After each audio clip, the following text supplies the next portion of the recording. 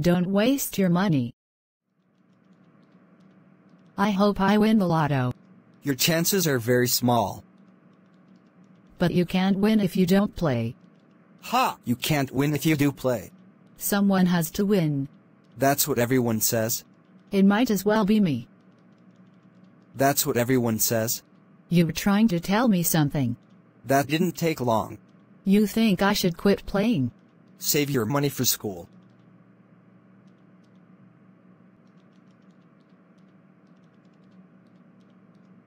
Conversation 2. Rained out. What's on TV? Nothing much. What about the baseball game? It got rained out. Rained out. Yes, rained out. How could that be? Well, you can't play baseball in a rainstorm. I thought they were playing under a dome. The dome doesn't close. Why doesn't it close? Who knows? They said they'll fix it before next season.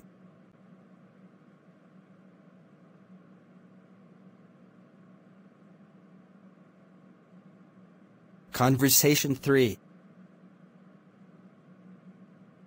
A sip of coffee. Can I try your coffee? Sure. Here you go. That's not bad. There's nothing in it. What do you mean? I mean, it's just coffee. I figured that. It's not too bitter for you?